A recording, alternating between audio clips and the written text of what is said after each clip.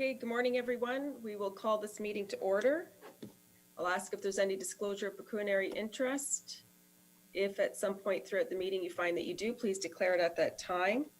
Just as a reminder, today we will be using our yes and no cards and our cards to speak. It just makes it easier throughout the meeting. And I have a mover and a seconder for our first motion regarding the special meeting of council minutes, March 26th. Councillor Foster and Councillor Wells. Moved by Councillor Foster, seconded by Councillor Wells, resolved that the minutes of the special meeting of council held March 26, 2020 are hereby adopted as circulated. Is there any discussion on these minutes? All those in favor? And that is carried unanimously. We have a motion dealing with the closed session meeting minutes of April 9th. Can I have a mover and a seconder?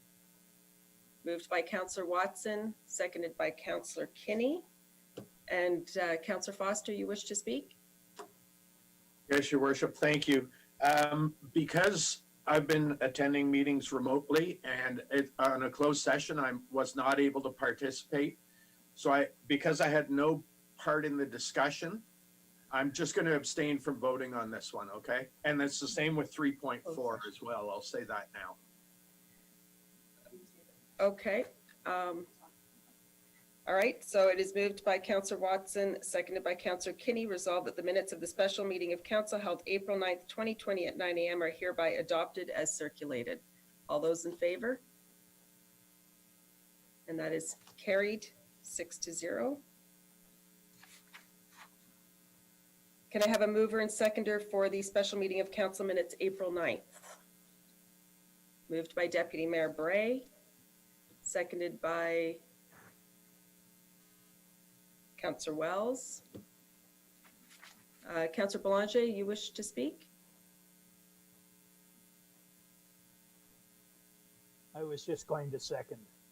Oh, okay, I'm sorry. We'll get you next time. It's moved by Deputy Mayor Bray, seconded by Councillor Watson, or Wells. Resolved that the minutes of the special meeting of council held April 9th, 2020 at 1 p.m. are hereby adopted as circulated. All those in favor? And that is carried unanimously. Special meeting of council minutes April 24th. Can I have a mover and seconder, please? Moved by Councillor Belanger, seconded by Councillor Kinney. Be it resolved that the minutes of the special meeting of council held April 24th, 2020 are hereby adopted as circulated. All those in favor? And those opposed? That is carried.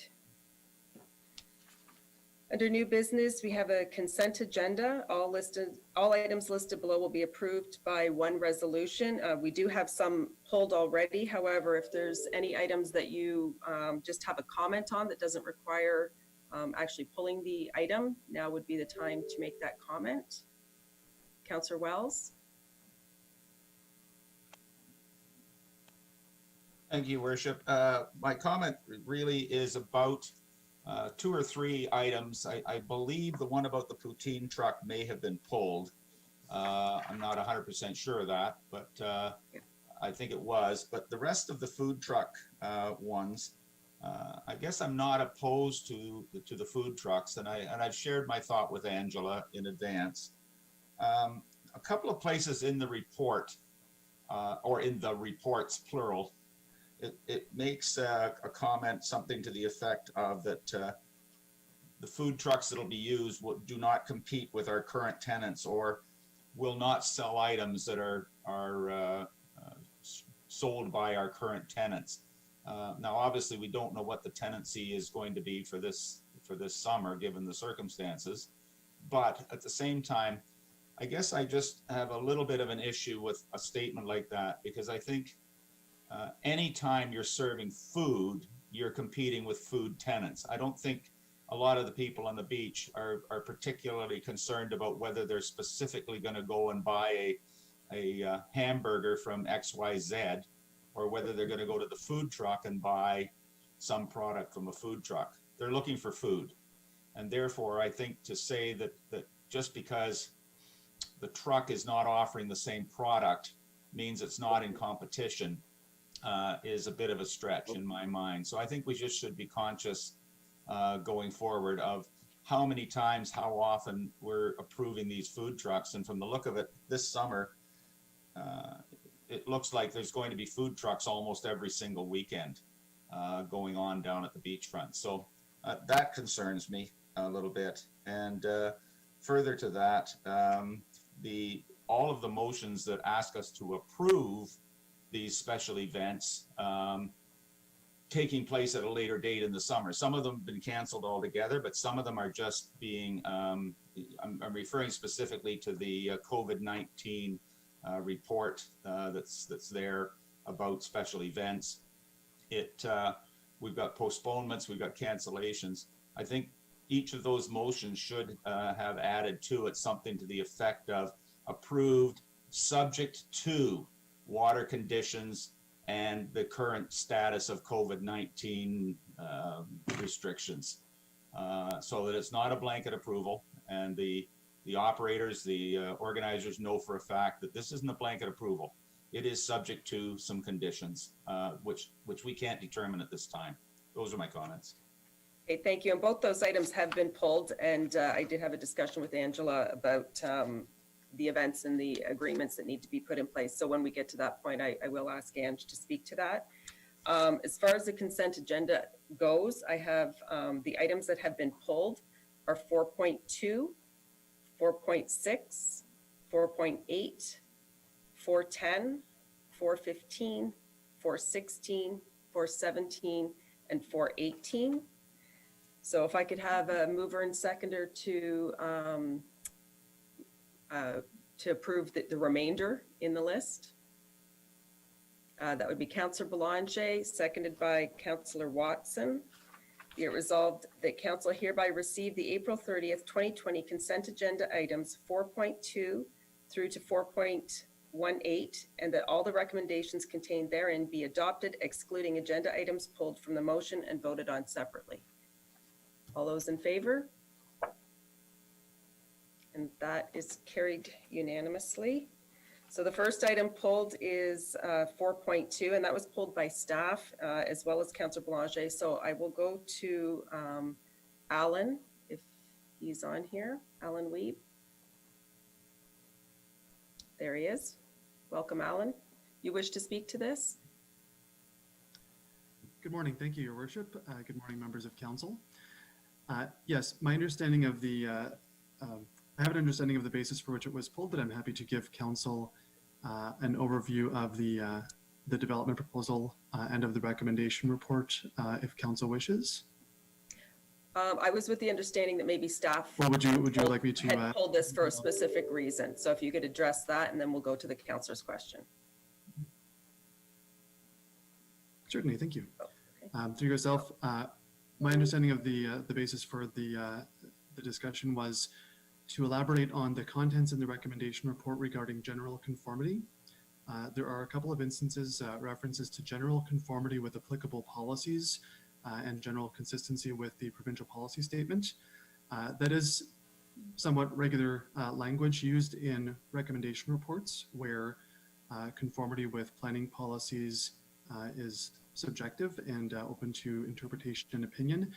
I can confirm it is my opinion that the applications for official plan amendment and zoning bylaw amendment are consistent with the provincial policy statement and do conform with other applicable policies, including the growth plan and the County of Simcoe official plan. Great, thank you for that. Councillor Boulanger?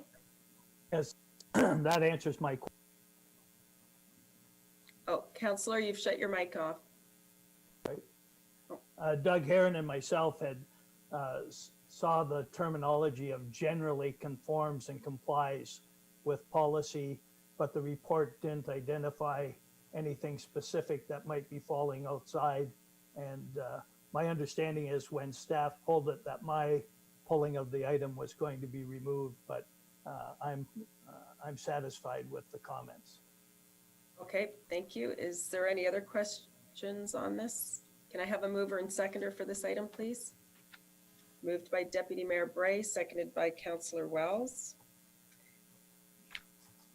Moved by Deputy Mayor Bray, seconded by Councillor Wells, that all written submissions received in regard to the applications and all oral submissions made at the public meeting held on December 17th, 2019 relating to the applications have been taken into consideration as part of the deliberations and final decision related to the approval of the applications for official plan amendment OP 0119 and zoning bylaw amendment Z0919, and that pursuant to the Planning Act, the following statement shall be included in the notice of decision.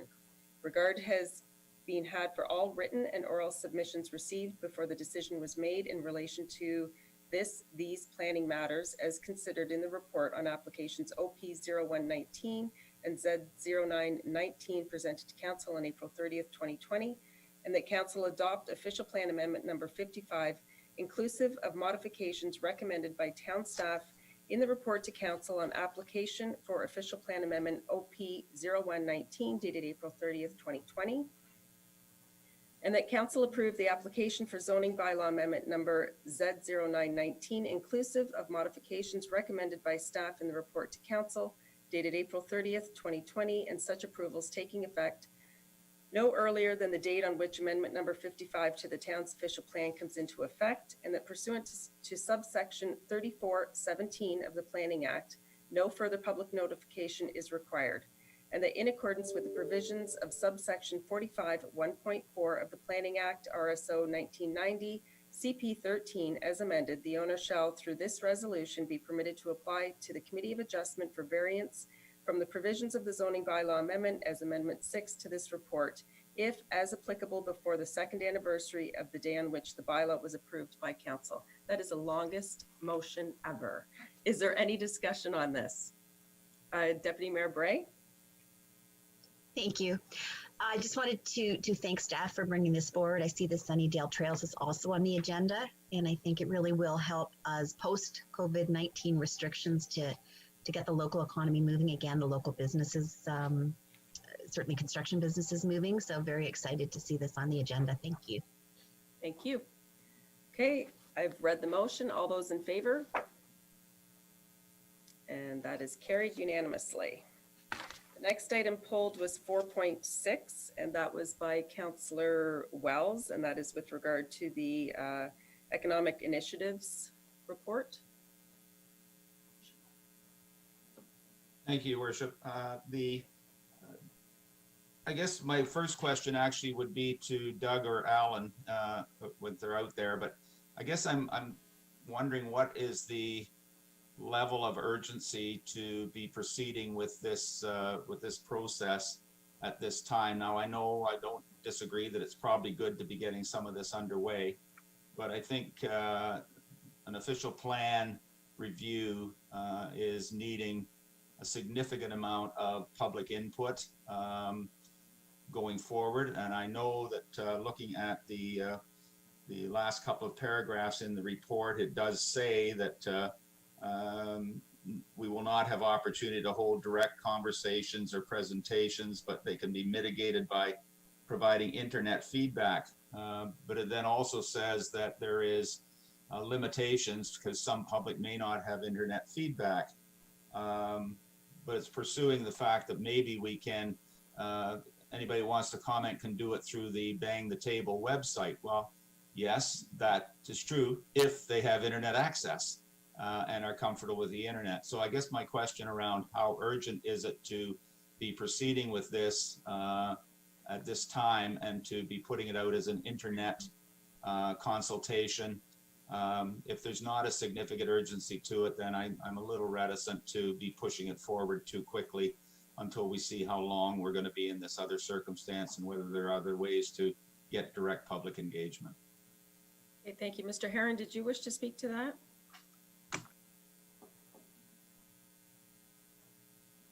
Thank you, Your Worship, and good morning, Council. The thought behind adding an extra level of reaching out to the public has to do with we are looking to move forward with the official plan update. Although through the COVID-19 emergency measures, the province has suspended timelines, except if a municipality wishes to proceed with those timelines that are stipulated under the Act. What staff are looking for are new ways that we can reach out to the public. And at this point, Councillor Wells is quite right. We don't know how long the social distancing is going to be in place. So potentially, we could be using this new measure of reaching out to the public through electronic means to try and gain comment back from the public. Another way to look at it is that even if we did not have the COVID-19 measures in place, this does represent another innovative way of reaching out to the public and getting comments back. The idea is simply that we could present modules of the official plan update in terms of cultural heritage or transportation and explain the importance of those modules to the public and solicit feedback. Councillor Wells is quite right. It does not capture input from individuals within the municipality who don't have access to a computer. So there is a frailty to it, but we are simply looking for different ways, different measures that we can use and avenues to get public comment. Okay, and thank you. And just in the motion, it says first draft. So I'm assuming that, you know, it's not just one shot to have input into this. And would we also advertise in the newspaper, and for those who perhaps contacted the town by phone saying, can I have a paper copy? Is that something that we can accommodate? Yes, Your Worship, absolutely. In fact, this measure would not be the single measure of posting videos on Bang the Table. We would be using those normal measures that have always been in place, where we will reach out through public notices in the newspaper. We'll take phone calls, we'll take emails, and we'll take letters. So it's really just a new and innovative way to get the messaging out to the community on what the new official plan would look like. And you're quite right. This is a first draft.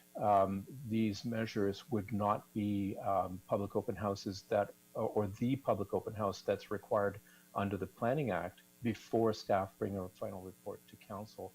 These are early on, we're reaching out to the community for early feedback as we tweak that first draft and before we put it out for final comment by the county, by the province, and then to the public as well before final draft. Okay, thank you. Councillor Foster, did you wish to speak? Yeah, thank you, Your Worship. The director actually answered or addressed most of my concerns after I held up my little thing, my request to speak card. But it does look, it is an alternate input option. And although we're under this emergency measures piece right now, or the COVID Emergency Act, it's something that can be used ongoing to supplement feedback from the general public. Right now, while our staff are locked down like everyone else, it's an effective use of their time is to sit there and say, let's continue to put information out for public feedback. And like you mentioned, Your Worship, there's different options, whether it's email or mail or phone. So it actually allows greater transparency to the process. And to address what the director said at the end and Councillor Wells, we don't know the timeline of this. And even when things get back to a normal, it will be a new normal. So people may be hesitant to show up to the public information sessions and things like that. So this gives another option. So I actually commend staff on doing it. I think it increases transparency and effectiveness of decision making and allows us to continue working, moving town business forward in a time that could be a challenge to do that. So that's my comments. Thank you. Okay, thank you. Councillor Kinney? Thank you, Your Worship. And just to that report, I truly feel that doing the alternate way through the web and Bang the Table will, I'm hoping, increase input from those individuals that don't have the time to come out to public meetings, that may be busy when we get back to normal, and can reach out and look at, as our director said, a section that might concern them and give feedback on that. So as Councillor Foster mentioned, I think it's something that we should be continuing looking at when we move forward out of this pandemic into the future. Thank you, Worship.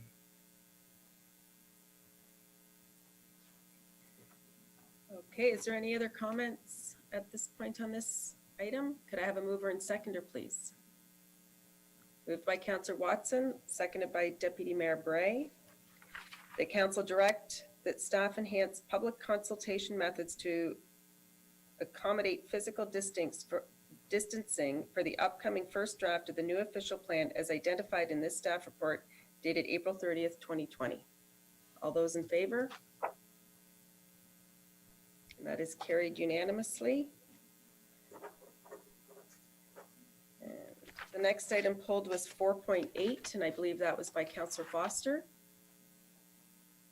Thank you, Your Worship. 4.8 is the possible financial impacts associated with COVID-19. It's a report from the treasurer. It's a excellent.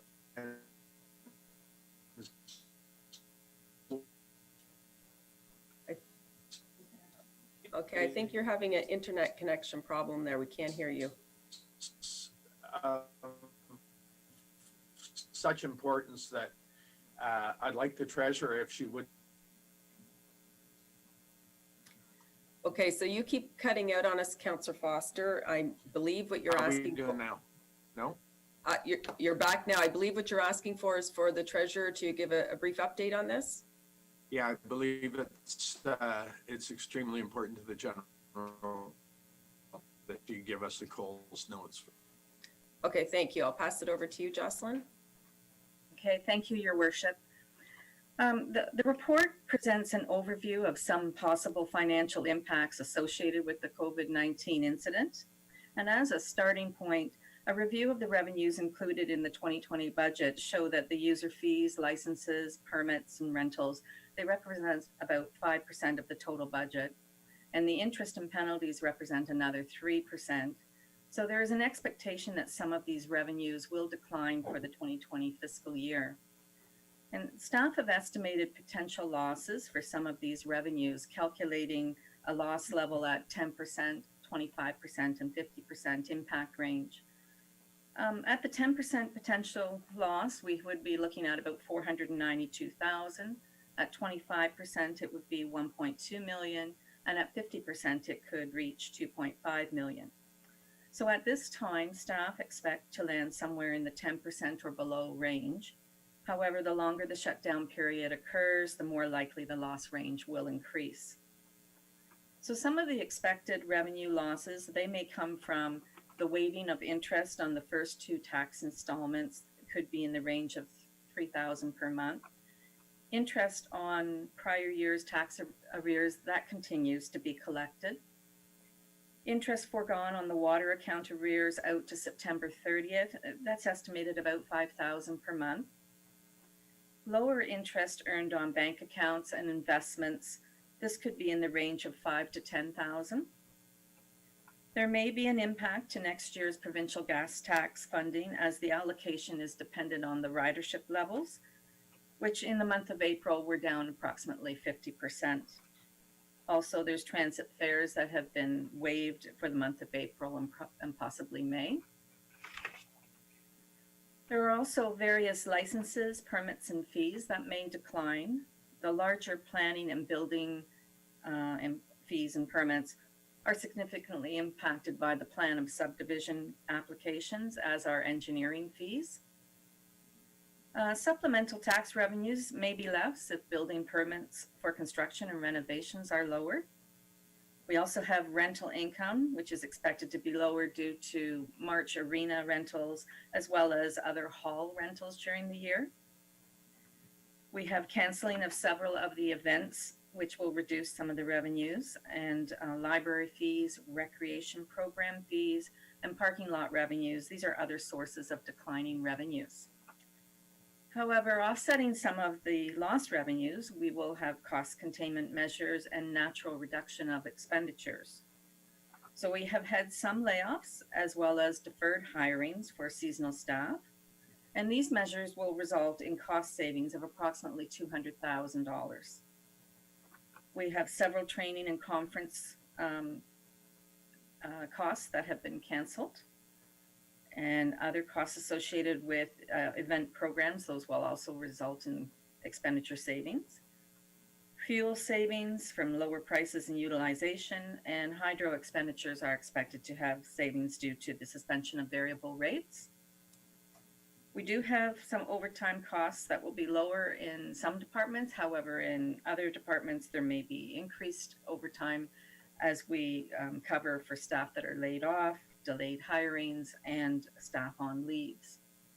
So at this time, it's too soon to be able to project with any reasonable certainty the financial impact of COVID-19. However, the report provides some preliminary examples of what may occur and help guide expectations for the fiscal results for this year. And Your Worship, that concludes the report. Okay, thank you for that update. And as we've discussed before, this is a kind of a moving target. You've done a fantastic job of putting together a lot of the what ifs, and but at the end of the day, financially, Wasaga Beach is still in pretty good shape. So thank you for your report. Is there any comments or questions, Councillor Foster? Your Worship, if you guys are hearing me okay now, I'd like to thank the Treasurer for the report, and I'm happy to move that motion. Thank you. And can I have a seconder for this motion? That would be Councillor Kinney. Is there any other discussion? So we have a motion moved by Councillor Foster, seconded by Councillor Kinney, that Council receive the Treasurer's staff report on possible financial impacts of the COVID-19 crisis for information. All those in favor? And that is carried unanimously. The next item pulled is 4.10, and I believe that was by Councillor Wells and Councillor Foster, and that's regarding the Twin Patarina and Library programming. So Councillor Wells. Thank you, Your Worship. I've spoken with Chris ahead of today's meeting with respect to my couple of issues. One, I was surprised looking at pages 169 and 170, the two charts that were provided summarizing the sort of council's priority areas. I was surprised that it showed the walking track as being relatively low in terms of the overall scoring. As it turns out, there was an error within Excel, and Chris and I were able to clarify that. So it actually sits much higher in the rankings than what it shows on the chart on page 170, which I'm happy about, because I was going to have to speak vociferously about the need to having that continued in the planning, just due to the fact that it's been one of the high point of interest for almost everybody I've ever spoken to since this whole project started 6 or 7 years ago. So that's been resolved. Chris, I guess, will explain that it does score higher than it did. Instead of 16, it should have been scored at 19. The other point that I wanted to make was, I guess, when I was doing the chart, I have to admit, was probably a little confused in terms of how I was ranking some of the things, because I was seeing a group of things as really being one, but it turns out in the rankings that they're being ranked as individual separate items, and that's the part that somewhat distresses me. You know, I think we have to recognize that we have people, us, staff, have wants. Staff will have needs, but overriding all of that has to be affordability. We have to be conscious of what all of this, whether it is a want or whether it's a need, every single one of them is got a dollar attached to it. And so when I look through the chart, I'm struggling to, particularly as respect to the library and one in the common area, you know, collaborative spaces, study rooms, boardroom, ranked at 20. Program rooms, potential use as art gallery, ranked as 19. Presentation hall for seating of 200 plus, ranked at 16. A future possible cultural center with theater, ranked at 16.9 or 17, I guess. And then in the common area, a multi-purpose rooms with catering kitchen, 16. So to me, all of those items should not be looked at as individual. I don't think we can afford to even begin to have architects planning for all of those items as individual compounding features. To me, they can all be accommodated in one space. And that's how I understood in terms of doing scoring. That's how I understood it was being proposed or planned. Obviously, I was mistaken because they showed up now as being completely individual items, each one of which is, because of scoring, now a part of a potential architectural go forward. So I cannot support 1, 2, 3, 4, 5 different what appears to be program, performance, presentation spaces within the project. I just don't believe it's within our affordability. So had they all lumped together, which is what I thought it was, that's a different story. We could have had one large space that would do all of those things, not 5 or 6 different spaces. So my comments. Okay, thank you for those comments. And just for the public and for the rest of council, Deputy Mayor Bray also sits on the committee for this, and there's been a lot of discussion, and we felt it was important to bring forward this ranking to council. But what I will say is the financial piece to this has been discussed heavily, and what can we really afford, and what does make sense to come forward now, what kind of phasing and those types of things. So the committee is currently working on different scenarios to bring forward to council to get your feelings on that will include different phases, different costings, and those types of things moving forward. Chris, before I move on to further speakers, did you want to touch on some of this? Well, definitely, I would concur with you, Madam Mayor, that there are further approvals that will ultimately seek council's blessing on the exact breakdown, further to Councillor Wells' comment about the multipurpose rooms.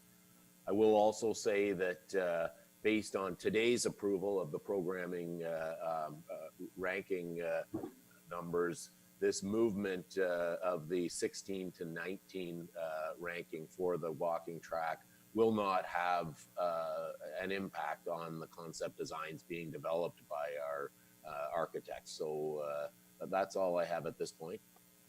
Okay, yeah, I think it's just, this isn't the final be all end all. This is just council's initial thoughts on this, and the costing that comes with all of this will come forward at a later date, different scenarios. Today is not about getting into what size the library or the arena or anything is. This is just about the features that we're looking for. So we will move next to Councillor Foster.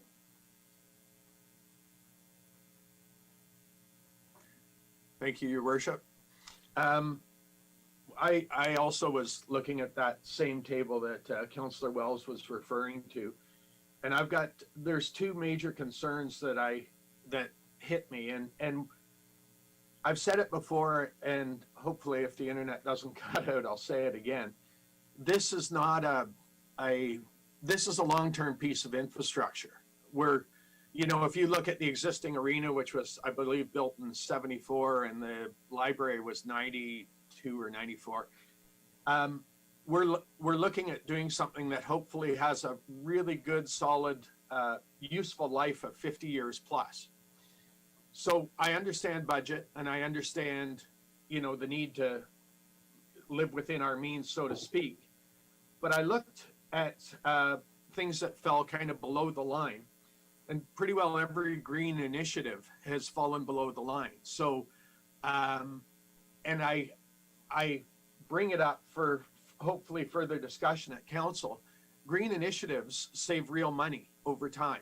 They may be more expensive to do at the beginning, and I'm not talking like a full LEED gold building, but sitting there using, you know, the variety of things they talk about, the rooftop patios, green roofs, microgrid electrical systems, etc. Those kind of things over the lifespan will save money for the community going forward. So I'm actually quite disappointed that any eco-friendly green initiative got ranked low. I understand it's not as sexy as a NHL size arena or library bunkers there, but that was the one area that I had big concerns about, is that we're perhaps undersizing things, and we did that. Case in point was the Recplex when it was built, as was brought up during the election campaign. I voted against it because we small sized the lanes, which made it not able to host competitive swim meets, which would have generated revenues. So I think we have an opportunity now, a once in 50-year timeline, to do this more or less correctly, and to sit there and say, okay, well, we'll have phasing or another, whether it's a library or arena somewhere down the road. It's taken 20 to 40 years to get to where we are today. So I really want people to be prudent in their decision making. The other part is down there somewhere, the archives and local history room rated as an 11. We have an existing archives that's in a modified cupboard, really, in the existing library. It's a natural fit for a library, and I do believe there's value in history, art, and culture. And I think by ranking it low and putting, the hockey and the main use of a library, the books at the top, and then sitting there saying, well, programming can be deleted, we're missing the whole point. It's a holistic approach. The library and the arena are large functioning organisms which we're trying to get to work together, and there's a value to that. But to sit there and say, let's just discount an existing town feature that at this point doesn't cost us a lot to run. It's done by volunteers, and there is a contribution, I get that.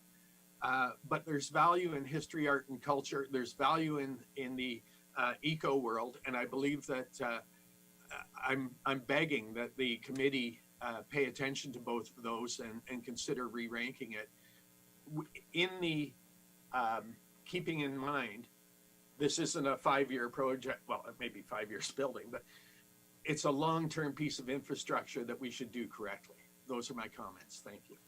Okay, thank you. And I would say that the committee totally agrees. We're not looking at undersizing or skimping on important pieces. We're just looking at how is the best way to roll it out so that the community gets the best facility, both in an arena and in a library, and what can we afford. Next is Councillor Belanger. Thank you, Mayor Bifulci. I guess my understanding in going through it, this is identified priorities, but wasn't necessarily eliminating things. To Councillor Wells' point, I would hope that in the design, they would be looking at how they could accommodate different uses within a single space. And the same as the green area initiatives. If the architects were to come back to council and say that, if we were to do this over the life expectancy of the facility, it's going to save the municipality $100,000. That would be something that I think would be brought forward and would be considered at a later date. I viewed this as still relatively preliminary. Yeah, thank you for those comments. Councillor Watson, you are next. Thank you, Your Worship.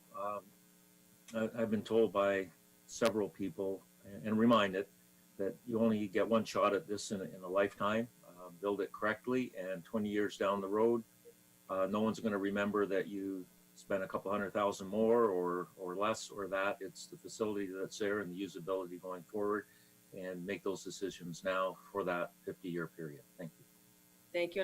And I think it's safe to say that the committee is definitely thinking that way and trying to bring forward recommendations or scenarios for council to look at that has actual dollars attached to it, just so that we're going into this with our eyes wide open. Councillor Wells, you are next. Thank you, Your Worship. Just in response to Councillor Foster's comments, I don't think, at least for me personally, I'm not minimizing the value or the need for culture or for art space and or archive space, etc. However, I don't know that we necessarily have to look specifically to a new facility for that, or whether or not there are other alternatives that exist that can be investigated as well in facilities that we already own, or that we already have or will have access to once we have proceeded with a new building for other purposes. So I don't believe it's been minimized. I believe that it's the opportunity to look at other options as to where and how those particular items can be accommodated. Thank you for those comments, and that is what the committee is looking at along the way. Councillor Kinney? Thank you, Your Worship. I know in the report we talked about not having the ability yet for putting numbers on stuff, but they also mentioned the factor of the grants that we had applied for, and that's awesome. And looking at alternative sources of funding if they don't go through. But my question is, do we know if there's any kind of a timeline that we might be aware of those grants, or has everything been put on hold because of the pandemic, or where are we stand with that? If anybody has that answer, thank you, Your Worship. Thank you. We're still waiting to hear, but Chris, can you comment on that? Definitely. I think it makes a good point, Councillor Kinney, that there will be impact depending on the federal and provincial funding. We do know that the initial evaluation of our proposal has moved up to the provincial level. And the one good news point on this is that we've heard a lot of infrastructure injections into the economy could be potentially considered as this COVID pandemic winds down. The initial announcements were planned for spring, although we have certainly been told it could be as late as fall, and cannot give you an exact timeline for when we expect to hear about the funding. Okay, thank you. Before I ask for a mover and seconder, Deputy Mayor Bray is the other council rep. Did you have anything you wanted to add at this point? Hi.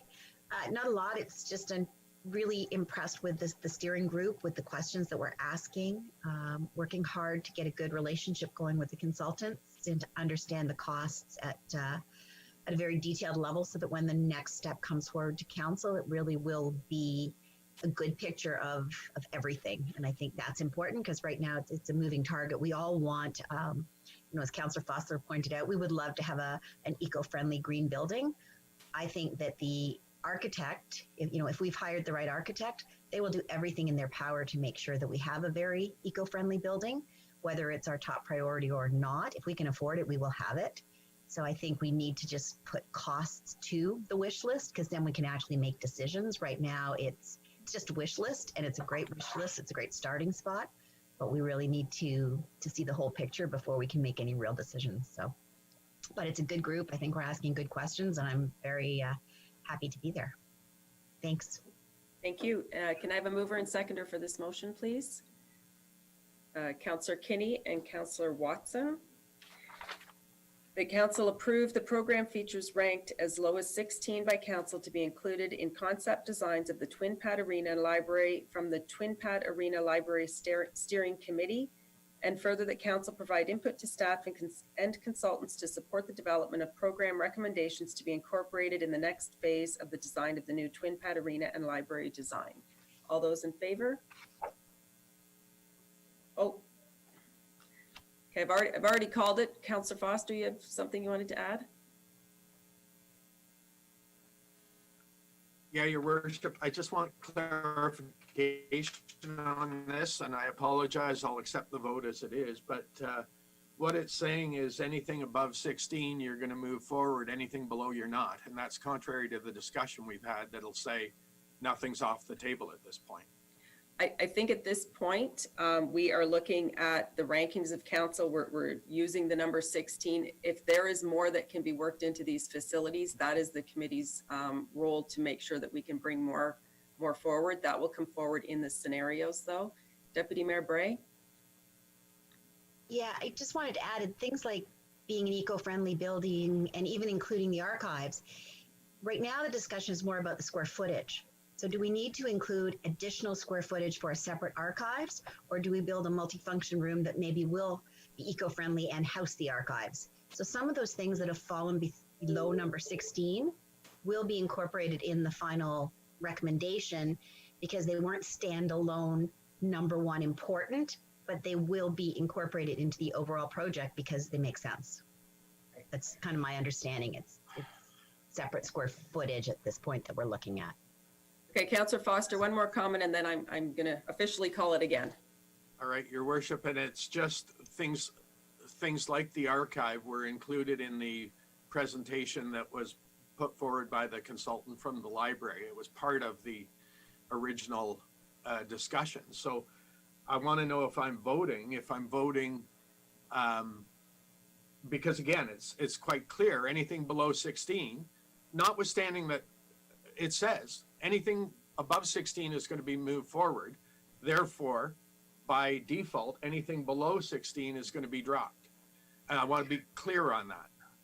I think it's fair to say that anything on that list, right now, we have to give our consultants some sort of guidance. So by having council rank this is the guidance that they need to get moving. But I can tell you, things like the community kitchen and the archives and things like that are all still being discussed by this committee. Where does it fit? I forget who it was, if it was Councillor Wells or somebody had said, does it work in a different building, but we still make sure that we have that. So those discussions are happening still. So I'm going to ask, I've already read the motion. I will call it one more time. All those in favor? Those opposed? I'm not sure if Councillor Foster, I'm sorry, your screen froze. Okay. That is carried unanimously. Thank you. Next item is 4.15. That is the Special Events Coordinator's Report regarding Cultural Heritage Weekend food trucks. And Councillor Boulanger, you pulled that?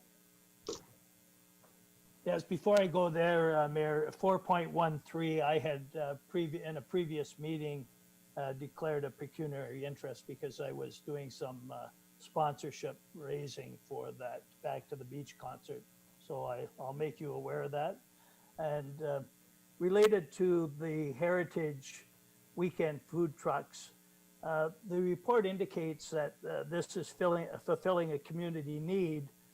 But at the time that we were dismantling the Main Street Market, one of the rationales were that the kiosks were an unfair advantage in competition against our Beach Drive tenants because of the low $6,000 a year rental fees, although per square foot it was higher. But my point was, and I know there's still more negotiating in this report, but in this report, they're not indicating any revenue to be paid to the town. And I'm wondering if someone can speak to that. I would imagine that if we're going to approve additional competition for our beach drive, that there should be something in it for the town. Okay, Ms. Webster, would you like to respond to that? Thank you, Your Worship. Through you. Yes, there would be revenue included. We haven't based out the fees yet because we have to work with bylaw on the actual food truck fee that will be allotted. There's been talk about if they're all grouped together and get all inspected at one time, it would be one charge versus if they got inspected every week, that being another charge. So we're working through those details with the organizer and our departments, and there will be fees included in the rental space as well.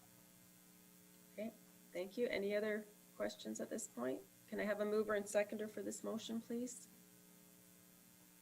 Anyone? Councillor Kinney and Councillor Watson.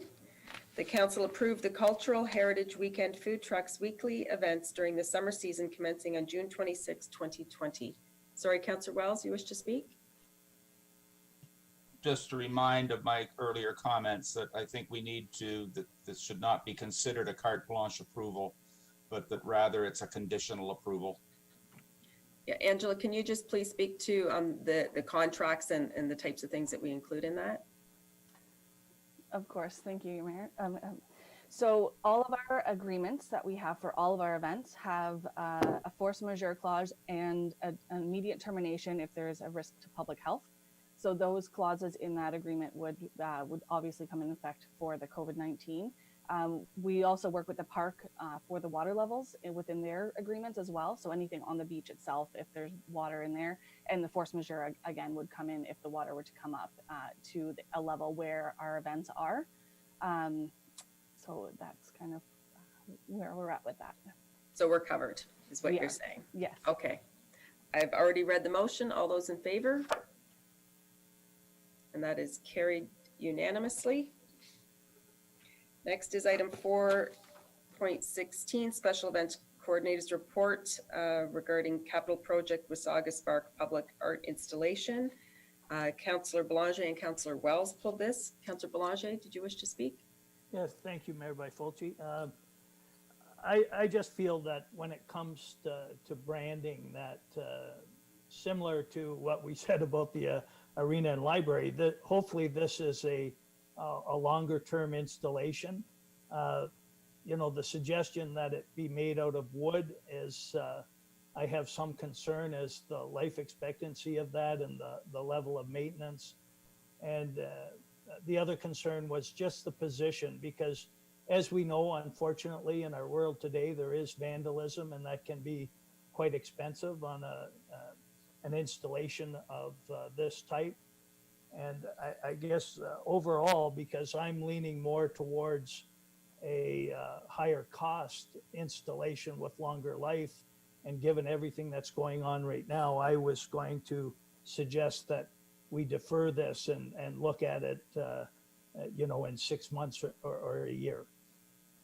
Okay, thank you for that. And I think, you know, this is something that was discussed and started before COVID, and I think staff are just moving forward and bringing things to us, but we absolutely have the opportunity to defer things. And, you know, even as far as the location, and Ange, can you just confirm for me, as far as the location goes, were you still suggesting involvement with park property?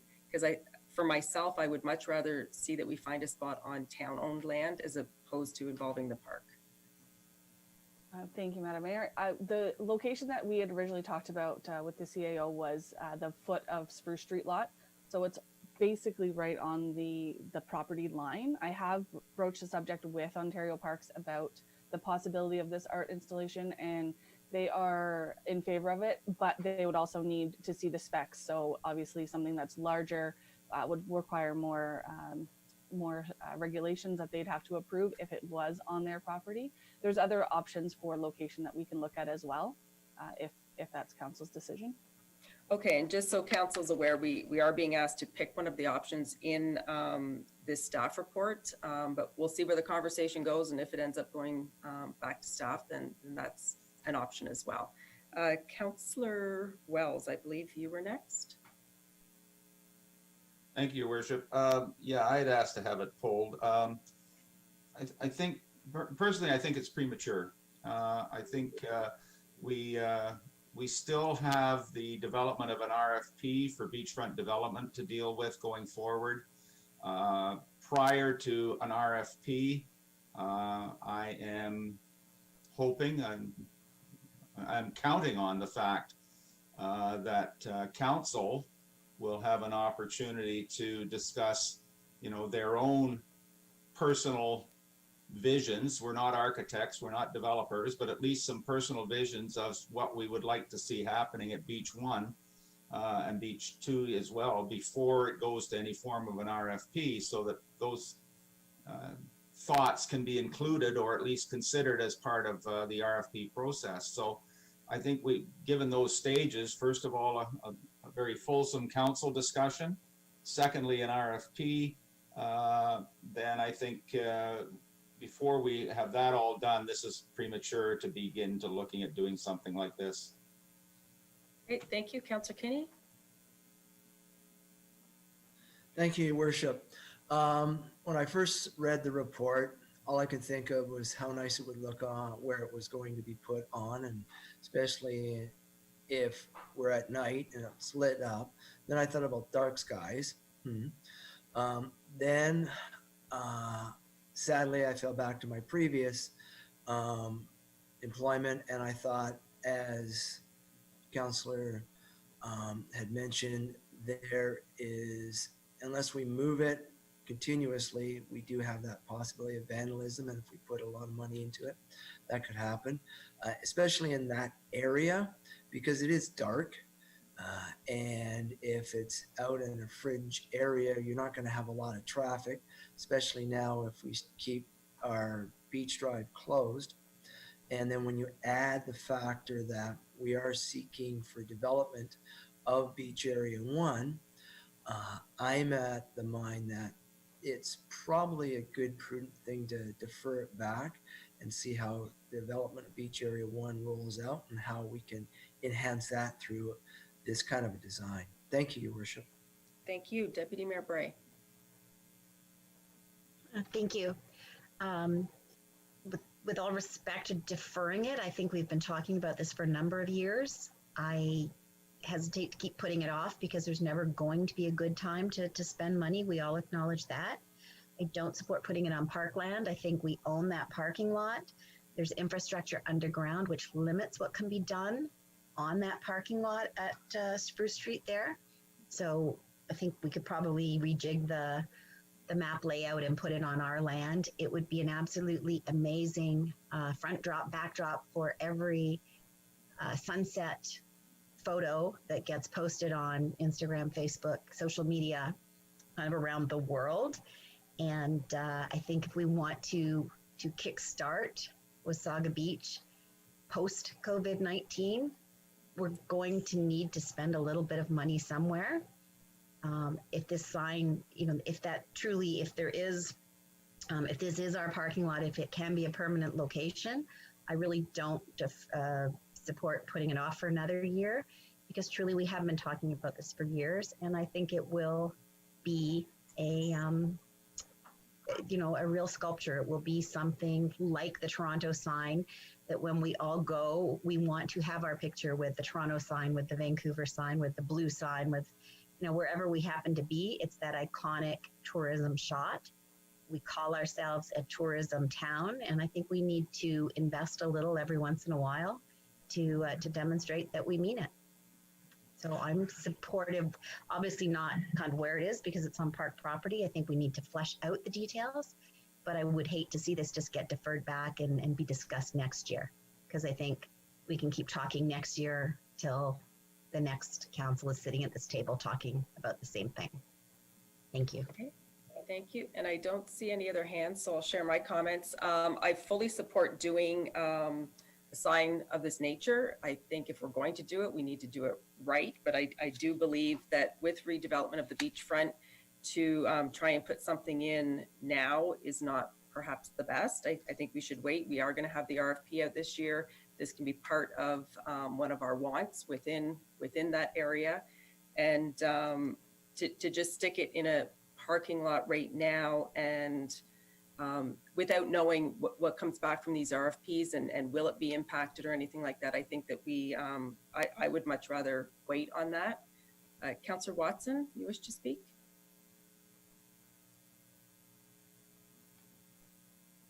Your Worship, I'm in favor of the installation, but not at this time either. And I think it could be worked in. There could be contributions from developers that are going to be building down there. So I think there's lots of opportunities to get it done. I don't want it put off for a year or two either, but I don't think this is quite the right time. And I also agree it shouldn't be on parkland. Thank you. Deputy Mayor Bray, did you have your card up again? I just wondered, the report is asking us to choose an option. So of the options that are presented, there really isn't any that follow the discussion that's going forward. So I'm not sure if the clerk would like to suggest a motion based on the discussion they've heard, or would you like us to? I think we have the option of someone can put forward one of the recommendations that are in the report, or I have heard, a request for referral back to staff, perhaps until a more appropriate time to bring it forward. But Dina, did you want to comment on that?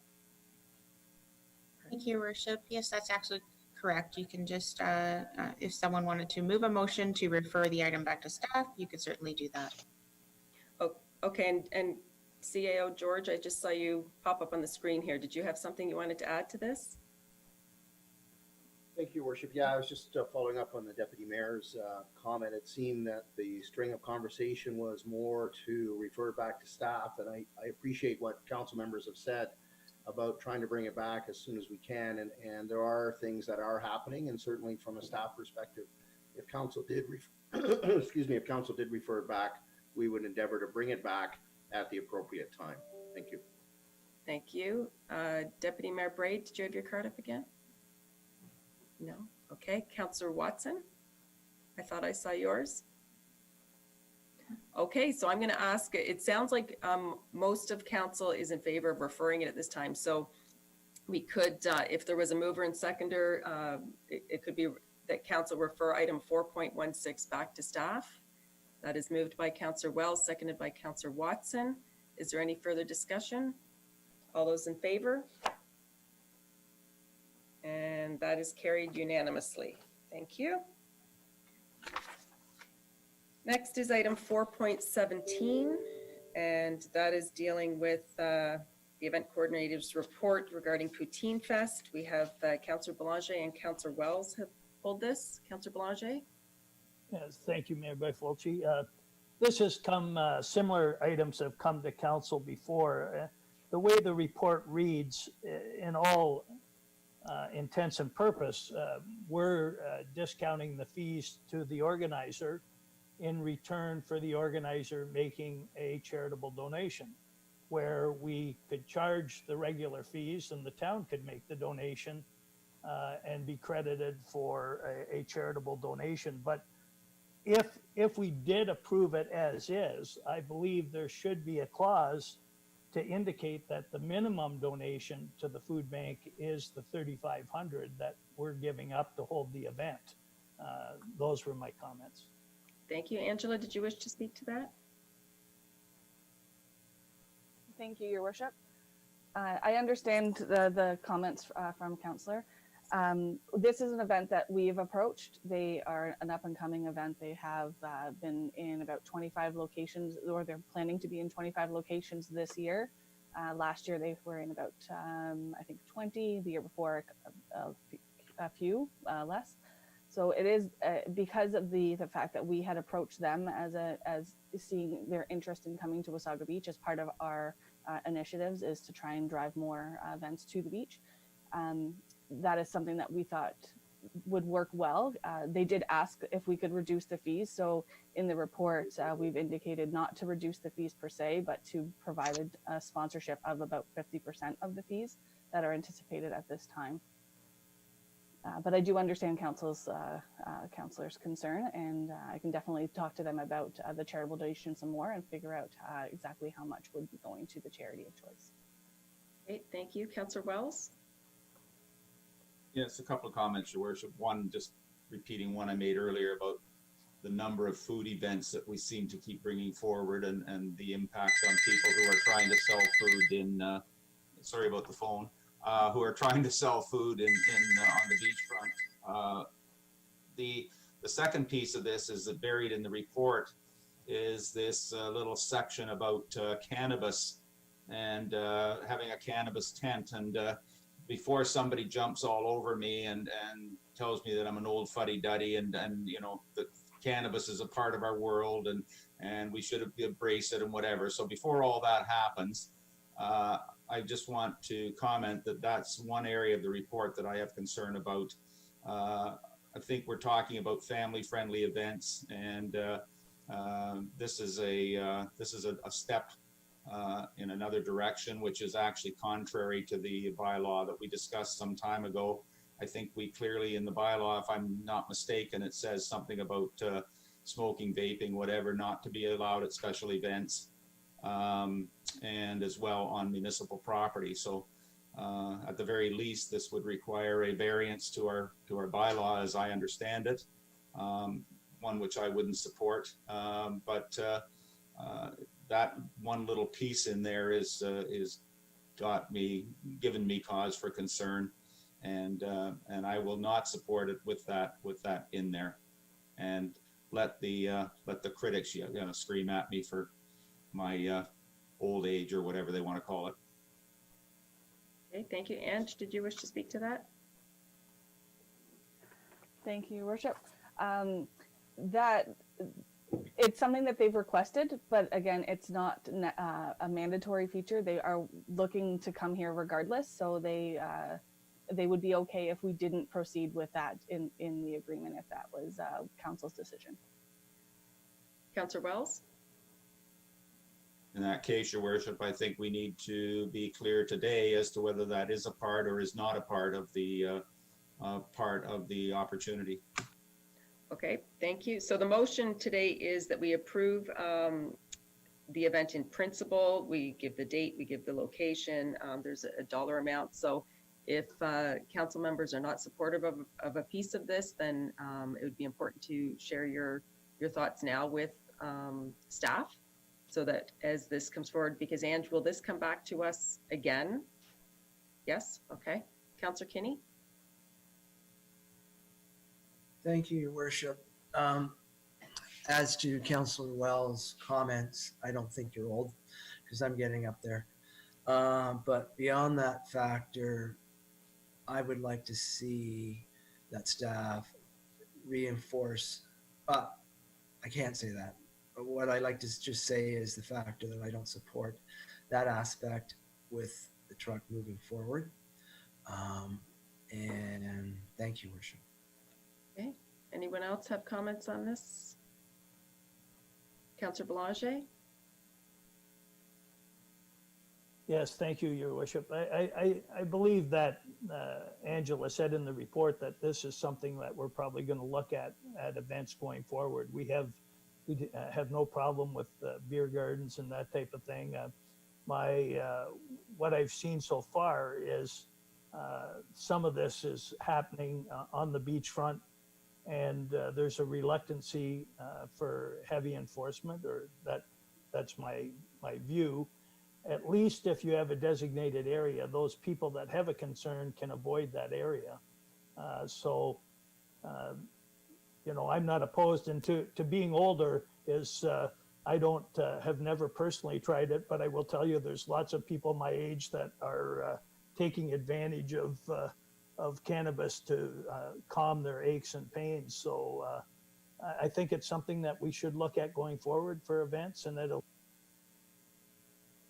Oh, your mic shut off, Councillor. Sorry, I said we should look at it, and it'll probably be a more common request of organizers going forward. Okay, thank you. Anyone else? Okay, so Ange, I think you've heard some feedback today to council. We do have a motion here. Do I have a mover and seconder for it? That's moved by Councillor Watson, seconded by Deputy Mayor Bray. The council approved in principle the Poutine Fest event on August 20th to 23rd, 2020 in the 3rd Street parking lot, and further that the event occupy the 3rd Street parking lot on Wednesday, August 19th at 8 a.m. through to Monday, August 24th at 12 p.m. And further that council approve a $3,500 sponsorship to offset this new third-party event organizers' fees. Is there any further discussion? All those in favor? And opposed? So that is carried unanimously. And Ange, that will be coming back to us once you've had a chance to discuss. Thank you.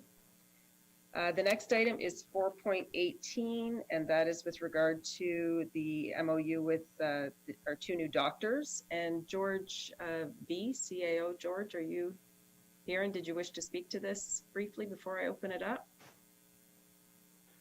Thank you, Worship. I think the report is fairly self-explanatory, so I think I'll just leave it and answer any questions that members of council may have. Okay, thank you. Councillor Belanger? Thank you, Mayor Bifulci.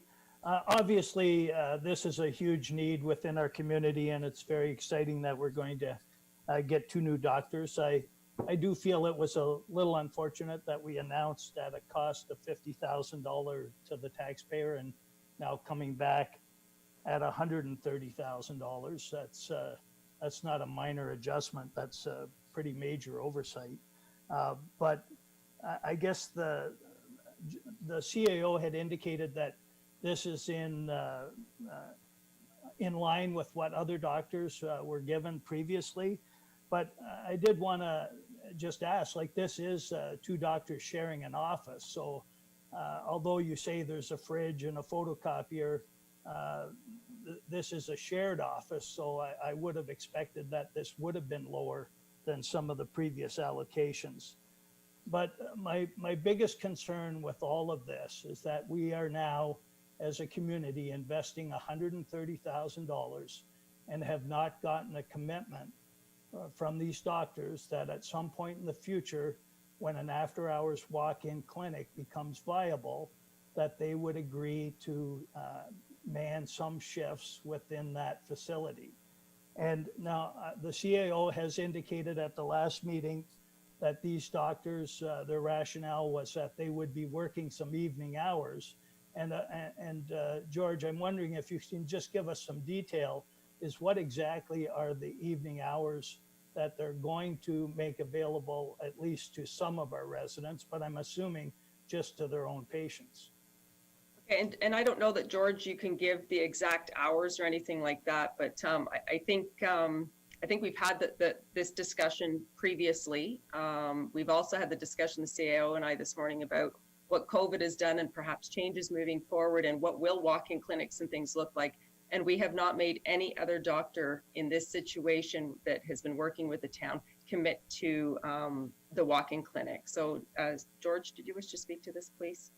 Yes, yeah, thank you, Your Worship. So to Councillor Belanger's question, I think that Dr. Dawson has indicated that she would be working the more of the afternoon shift, like into the early evening, like from 10 to 7, but there has not been any specifics. It's just she'd be working the later of the shift and Dr. Furtado would be working the early shift. There'd be a little bit of an overlap in the afternoon, but by and large, Dr. Dawson would be working the later shifts. So that was the answer with respect to that, and they just said that that's how they're going to organize their office. With respect to the office, so we've had doctors set up their own offices, single practitioners. We've had 2 doctors set up a from scratch office, Dr. Bowman and Dr. Carolyn Bowman and Dr. Peter Holloway back in 2006 set up an office from scratch, and they requested and received slightly more than what these 2 doctors are asking for. Grant you, this office was used as a medical office in the past, but it was for a single practitioner. So there's 2 practitioners going into this office.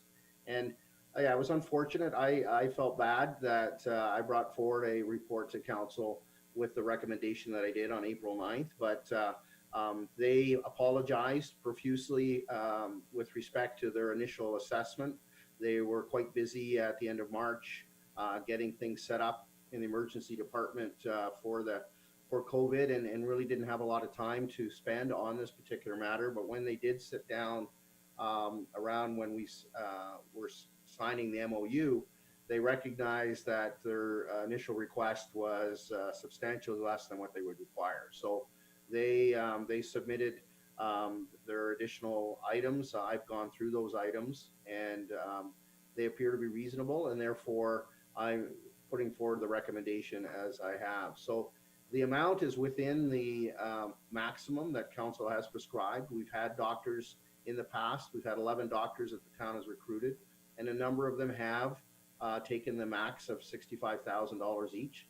Some have taken 55, some have taken 50, depending on their individual circumstances. And as I said, we had the 2 doctors that took slightly more back in 2006 when we initiated this program. So one of the nice things about this arrangement, and it's consistent with what we've done recently, is that we spread the payments over a period of time. So I think in this case, it's one upfront payment of the $25,000 and then 4 years of $10,000 each. So it demonstrates a commitment from the town, and it also demonstrates a commitment from the physicians that they're going to be here for the 5 years. So I think in summary, members of council, I think it's a win-win for the municipality, and it's consistent with what the municipality has done in the past. It's just unfortunate that I didn't have all the information initially when I came forward on April 9th.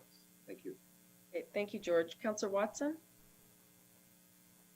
Thank you, Your Worship. I pulled this item, and I'd just like to say I'm extremely proud of this council for resurrecting this doctor recruitment program from the ashes. You can't put a price on providing good health services to the residents of Wasaga Beach. Bringing 2 doctors in is fantastic. We've already seen great results, and I know we're working with some other doctors with this. I'm just so happy to have the program going forward, and I think it's a tremendous investment for our citizens. Thank you. Thank you. Deputy Mayor Bray? Thank you. Following Councillor Watson's comments, I do think that this is the right approach. Long term, it certainly will have a much greater impact than the short term test of the walk-in clinic. I do believe that, as our CAO indicated, walk-in clinics are probably going to change in light of this COVID crisis. I think a number of people have now taken advantage of telehealth, of electronic doctor's visits, and it's not quite as scary, or that fear of the unknown is gone. They maybe had a successful visit with their doctor, with their nurse practitioner over a teleconference, and it works. It works in other parts of the world, and I think we'll see it happening a lot more here. So thank you to our CAO, to our entire team that has negotiated this. I think supply and demand, we need doctors, and our team has been able to negotiate an agreement that we can certainly afford as a community, and I think we're lucky to have 2 new doctors coming on board. So thank you to everyone. Thank you. Councillor Kinney? Thank you, Your Worship. No, I also agree. We're extremely fortunate to have more doctors coming in. To our CAO's apology, I don't think it's really needed, because our good doctors, I can understand why they were busy. Heaven's sakes, just look at the current statement and that, and not being able to focus on something else. No, that's totally understandable. And so on that date, you gave us the best information you had, and that's great. And you modified it. And I truly think that it's well within the realm of what we need. And I'm just so happy that our doctor recruitment program is moving forward and working quite well. And I just welcome the doctors to Wasaga Beach. Thank you, Worship. Thank you. Councillor Foster? Thank you, Your Worship. And again, I'm going to reflect on the comments made by several people. One of the challenges, one of the outcomes of the after hours clinic was seeing the number of people who weren't rostered with a doctor. And if you also look at the statistics, the number of people who went there who were from Wasaga proper was very high amount. And there was a large number of people who were not rostered with a doctor locally. So by reinstating the doctor recruitment program and getting more than 2 doctors so far on the program, or 2 more coming online, sorry, very shortly, we're addressing a lot of the concerns that were evident from the trial of the after hours clinic. The fact that the family health team were unwilling to continue it is fine. I don't think there's a case where 2 doctors could effectively run an after hours clinic. You need far more clinicians than that to run it effectively. So when you look at the amount of money, and I will give credit to, as the Deputy Mayor said, credit to the negotiating team, because not only are we picking up an expense, but we're doing it over a 5-year period for sake of argument. So it's money that is from a budgeting point of view is being spread over a period of time, will provide the necessary health care for a whole bunch of people in town. And it's not over yet either, by the way. I don't believe that our recruitment should end at this point. And I do think that at some point there may be, from all this COVID thing, notwithstanding the bills were going to be sent by the province and the feds, there will be a case to be made for rejigging healthcare. Our premier was trying to do that prior to the COVID thing, and one might say, with depending on where you stand on the spectrum, with little different success depending on your political stripe, but it's irrelevant. One of the things that's going to come out of COVID is rejigging how the province deals with the medical system going forward, and walk-in clinics like the deputy mayor and other people said, the Ontario Telehealth Network, and will expand, I think, and fill in a gap. So again, I'm excited that the doctors are coming here, and I think we need to keep the door open and the pressure on to make sure that most, if not all, Wasaga residents do have access to a direct care professional as soon as possible. Thank you. Okay, thank you. Can I have a mover and seconder for this motion, please? Councillor Foster, Councillor Wells. The council approved the amendment to the memorandums of understanding between the Corporation of the Town of Wasaga Beach and Dr. Victoria Dawson and Dr. Rick Furtado. All those in favor? And that is carried unanimously. I have been asked by staff if we could add an item, a verbal update with regard to COVID-19. In order to do so, we would need 2/3 vote of council in support of.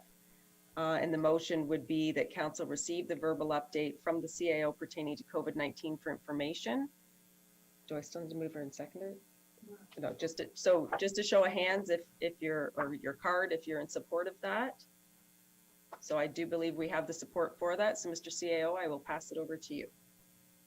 Thank you, Worship, members of council. So I propose to follow a similar format that we followed at past updates. So I'm going to turn it over to our Deputy Fire Chief, Craig Williams, who's going to give an update. And then, Your Worship, with your permission, I'll pass it over to our Communications Officer, Mike Jennings, who will give an update on the federal and provincial scene. And then I will conclude with an update from what the municipality has been up to and what we're proposing in the future. All right. Good morning, Your Worship, and members of council. I'll provide a Craig, I don't mean to interrupt you. I just want to confirm with the clerks. We may have needed a motion for that. I'm just waiting for confirmation.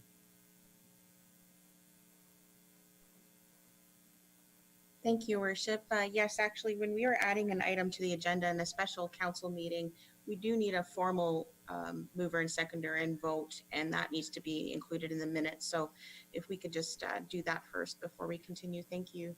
Okay, so moved by Councillor Wells, seconded by Councillor Foster, that council receive a verbal update from the CAO and his team on the COVID.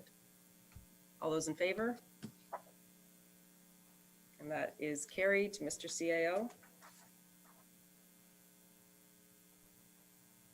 Your Worship, I won't repeat what I said before, but if I may, I just ask our Deputy Fire Chief, Craig Williams, to update from the Simcoe, provide an update from the Simcoe County District Health Unit on what's on the COVID-19 situation. Thank you.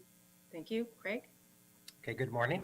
So we are continuing to see that there are some early indications of the viral spread flattening, both locally and provincially. We're also continuing to get a clearer picture that this virus has had a significant impact on the GTA area, but as well as long-term home settings. So we are certainly a far way from being done with this virus. We still have many, many months to go.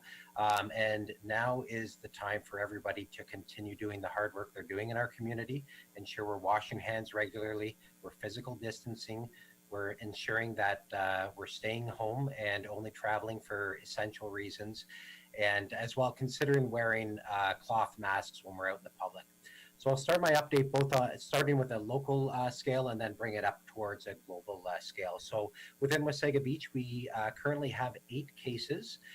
4 of those cases are now in a recovered status. We have 3 members of our community that are in home isolation. And as stated previously, unfortunately, we have had 1 death. The latest cases are all as a result of community spread or close contact. In the last few days in Simcoe Muskoka, we had increases in the single digits per day. So there was 1 day with only 2 additional cases being added, and yesterday there were 6. So this is certainly encouraging, and we hope that this trend continues. We currently have 260 cases throughout Simcoe Muskoka, 15 deaths and 8 hospitalizations.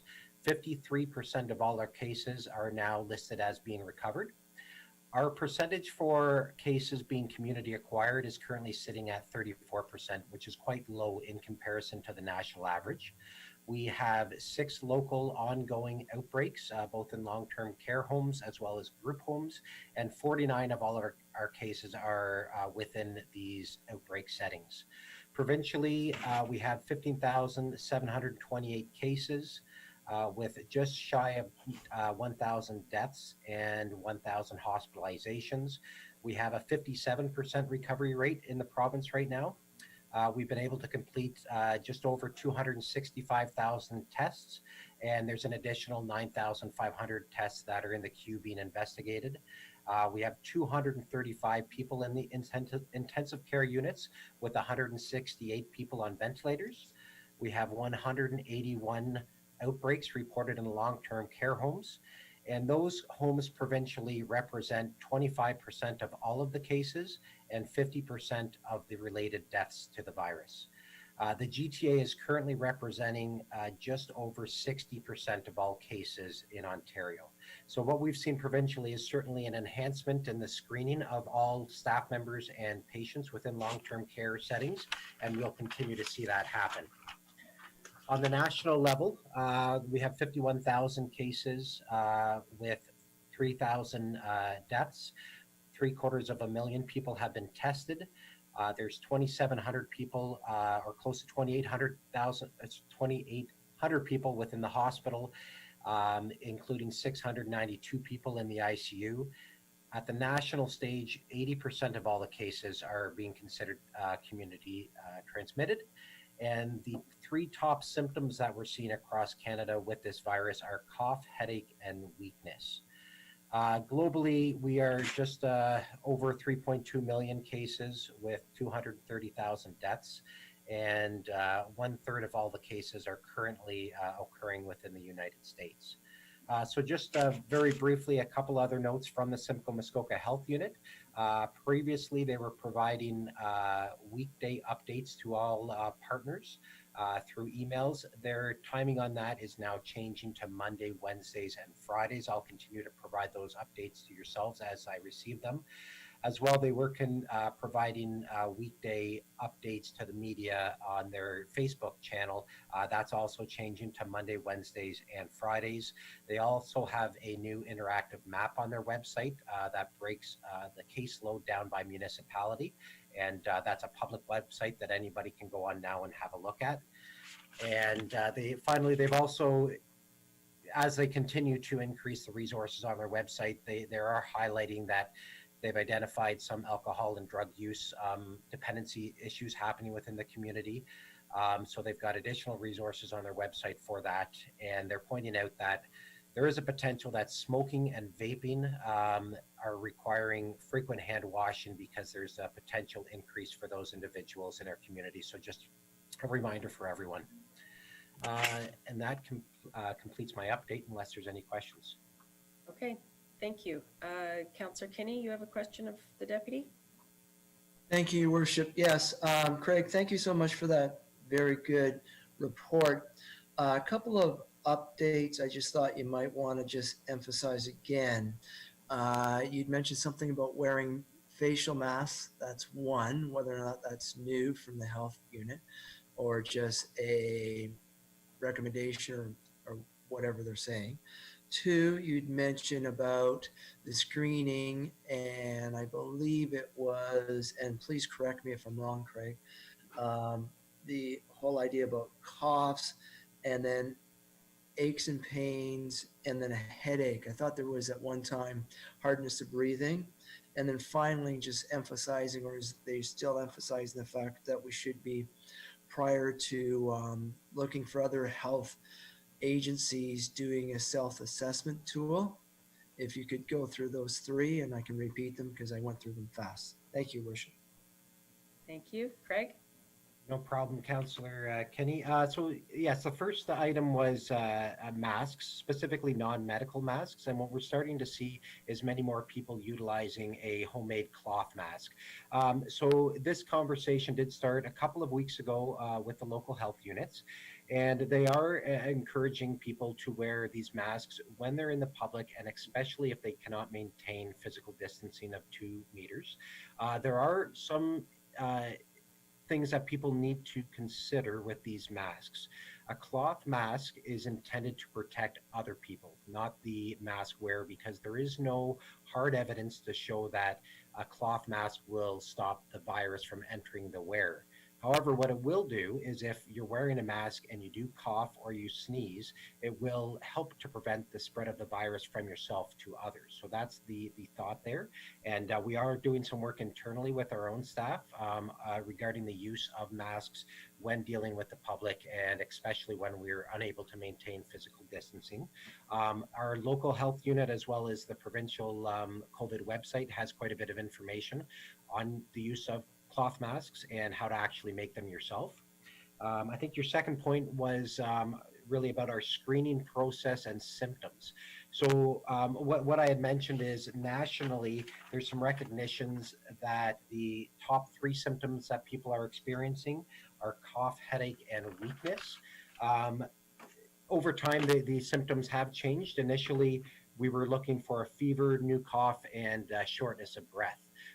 And internally within Wasaga Beach, we've changed our screening process under the guidance of the province to include a secondary point there, which is if you're experiencing any 2 of the following symptoms. And those symptoms are muscle ache, fatigue, headache, sore throat, and runny nose. So I think what we're finding, especially as this virus continues to spread and there are more and more cases, is that the very typical presentation that we were seeing at the very onset may not be accurate in all cases. And in fact, those with more minor symptoms may in fact have the virus. Does that answer your question, Councillor Kenny? Go ahead, Councillor. Thank you, Craig. Yes, and just an emphasizement on doing the self-assessment tool. Yes, thank you. Thank you very much. So for our own staff, and I'll speak to that procedure because I think that our public, our residents and visitors should certainly be following the same recommendations. All of our staff heading into work every shift will complete their own screening process, which is the identification of their own symptoms. And again, how that works out is that if you have a fever, cough, or shortness of breath, you report to your supervisor, and then I won't repeat them, but those additional lists of symptoms, if you have any 2 of those, that throws up a red flag. So what we're asking our staff to do is identify themselves to the supervisor, not report to work, because we do not want to spread any sickness within the workplace right now. And we are encouraging our staff to either contact telehealth and complete the provincial COVID self-assessment. So everybody from the public can also access that. It's a very quick self-assessment that you do online. It takes about 5 minutes, and you get a result from that which identifies whether you should present yourself at the self-assessment center, which our local one is in Collingwood, or if you should just stay at home for the 14 days and wait for the symptoms to subside. So certainly that's great advice for everybody within our community. Utilize those tools, and we all need to do our part to stop the spread of this virus. Okay, thank you, Craig. Councillor Foster. Thank you, Your Worship. And there's a few points I'd like to bring up, and perhaps Craig can talk to them. One of the items for those who are sheltering at home, for the vast majority of people, home is a safe place, but it's not always. If you listen to the news, the amount of domestic violence is going up, as Craig said, along with alcohol issues and other items. So domestic abuse is there. So I wouldn't mind, and this whole thing is creating mental health challenges for everybody. A lot of us can deal with it quite well, but for others, it's going to lead to a PTSD type thing. So, Craig, if you can, if you know where our resources are on those, if you could talk to them. So that's the item 1.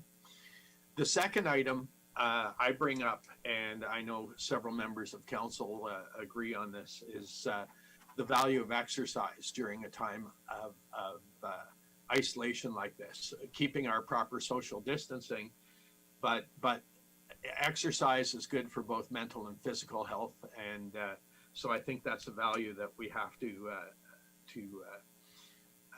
put forward for everybody. And it is lovely this time of year that, notwithstanding that the provincial parks are closed, and that's a little bug in my problem, but we have a better time to be out and enjoying what nature is going to be giving us more and more of. So that's a good thing. And my final point, Craig, is you mentioned, you know, the numbers in the GTA and all that. I think it's important we also know, and I know there are statistics on this, following for cases among first responders and clinical staff, because we've said they're the first line, they're actually the last line of defense. And so it's important that, you know, that the doctors, nurses, emergency medical staff, firefighters, OPP, et cetera, take care of themselves. So I just wondered if you had any numbers on that. So those are my three: the domestic abuse, mental health issue, exercise, and then following for first responders. Thank you. Yes, thank you, Councillor Foster. I'll try and answer these in reverse order then. So I don't unfortunately have any case counts for local first responders or hospital staff. There certainly has been exposure to a number of individuals, including we've had a firefighter ourselves go and get tested, but I don't have significant numbers. What I do know, and I guess this ties into your first point regarding mental health, potentially domestic issues happening in the home, is that all emergency responders as well as the hospital are currently indicating that they have capacity to continue to serve the public. So we don't have any issues right now of our police, fire, or paramedics or hospital staff strained to the point where we're not able to service, you know, our calls. So certainly I would stress with that point is that if you are in need, we want to help you. And especially when it comes to, you know, people in need of medical care, it's been reported by numerous hospitals now that they've seen a reduction in the emergency department visits. But when people are showing up, they're actually in a more critical state than what they typically would be. And that's likely people that are nervous to go to the hospital in the first place because there is this virus that exists. So I'd like to reiterate maybe on their behalf that, you know, the hospitals are safe places to be. You know, if it is an emergency and you need to get help, you should be getting help at an early stage and not waiting till things get too bad. And, you know, to your point on domestic violence, the same is true. If you require the assistance of the OPP, please reach out to them, you know, because they are there to help. And obviously our fire department is here to help as we can as well. Regarding, you know, the mental health of everybody, I actually saw a great analogy on Facebook of all places this morning, and what it said was that although we all may be experiencing the same storm right now, we're certainly not in the same boat. And I've heard that from other people saying, oh, we're all dealing this, get on with it. Well, not really. This is affecting different people in different ways. Some of us, this is actually a nice break, that life has somewhat slowed down for us. And for other people, they need that constant stimulus, you know, in their life, and being stuck at home and not being able to travel is very difficult on them. And we certainly know that there's different levels of financial support that individuals are getting as well. And I think that's a good thing for us to pause and think about and realize is that stress is very real on different people. And it goes right back to your suggestion there on mental health, and we need to have that. So physical fitness, you're 100% on that. It's great for our physical and our mental well-being, and I support it. Thank you. Mr. Jennings, are you there? I think you were next. I'm here, Your Worship. Would you like to give your report, please? I'll start off with a snapshot about things at the federal level. Tuesday was the first virtual meeting for the House of Commons, and it ran about 3 hours, and it was sort of history in the making. They too had a few technical glitches, but overall it went well. There were 280 members connected to Zoom to question the government's response to COVID-19, if you can imagine that. The federal government continues to talk with the provinces about ways that they can support They're also talking about how the country can reopen, but they're also recognizing that the bulk of that decision-making rests with the individual provinces. Today, Canadians will get an update from the Parliamentary Budget Officer on the costing of the 75% wage subsidy, which is a program the government expects to cost $73 billion, and it's the largest economic policy since the Second World War. Another costing that's expected today is the Canadian Emergency Response Benefit, which is providing $2,000 a month for a period of 4 months to Canadians who've been forced out of work due to the pandemic. Initially, it was estimated to cost $35 billion. There could be an issue with the country's food chain. People may have heard a little bit about that in the news. The Cargill plants and the JBS plants in Alberta, they've had some workers test for COVID, so they're dealing with that. The media reports that they provide 2/3 of the country's beef supply. This actually was an issue that the Prime Minister was asked about the other day when meeting with the media, and he says that the federal government's continuing to monitor it. At the provincial level, the province has expanded its temporary pandemic pay to a number of other frontline workers. This includes paramedics. And people, if they haven't reviewed this, can find the full list of who's eligible on the Government of Ontario website. The announcement that they were expanding the list came a few days after Premier Ford announced 350,000 healthcare workers would receive a $4 an hour pay bump for the next 16 weeks, along with a monthly lump sum payment of $250 in recognition of their work. And earlier this week, Your Worship, the province unveiled its plan to reopen the economy. The best analogy that I heard for this was it's more of a roadmap, if you will, than a calendar with specific dates. They would do it in 3 stages, as that's the plan. So stage 1 would be for businesses that were ordered to close or restrict operations, opening select workplaces that can immediately modify operations to meet public health guidance, opening some outdoor spaces like parks and allowing for a greater number of individuals to attend some events. Hospitals would also begin to offer some non-urgent scheduled surgeries and other healthcare services. Stage 2 would be opening more workplaces based on risk assessments, which may include some service industries and additional office and retail workplaces. Some larger public gatherings would be allowed and more outdoor spaces would open. And stage 3, the final stage, would be the opening of all workplaces responsibly and further relaxing of restrictions on public gatherings. All of this will depend on the continued COVID-19 case numbers. So as I said, this is a roadmap. There are no specific dates for it at this time. Locally, Your Worship, we continue with our messaging efforts to the community. I can tell you we've produced 10 information bulletins to date, plus 2 additional news releases that are related to COVID-19. We have also produced 4 e-newsletters for the community. We have launched a series of video messages. 4 of those messages feature yourself, Your Worship, and then we also have individual messages from each member of council. We're also featuring short vignette messages from our staff. We've done one with Public Works. Yesterday was one with our Clerks Department, and there will be more rolling out in the days ahead. Your Worship, you've also provided updates to Max FM. You've done 2 of those in the last 30 days. And this week, we've raised concerns about the provincial park and ensuring that it's properly managed during the pandemic, and especially as we head into the May long weekend. And these media interviews that we've done have been with CTV Barrie, CBC Radio Ontario Morning, that's their provincial radio show.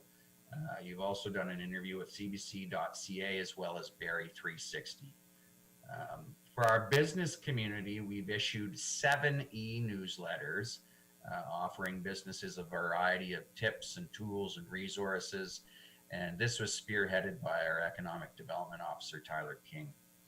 We continue to run messaging on 97.7 FM over the month of April, and that messaging will continue throughout the month of May. And we are running messaging in the Sun newspaper on our town page. And of course, Your Worship, we continue to provide the community with daily messaging through our social media channels, Facebook and Twitter. And that's sort of my update for you. Okay, thank you very much. George, did you have anything that you wanted to wrap this up with? Thank you, Worship.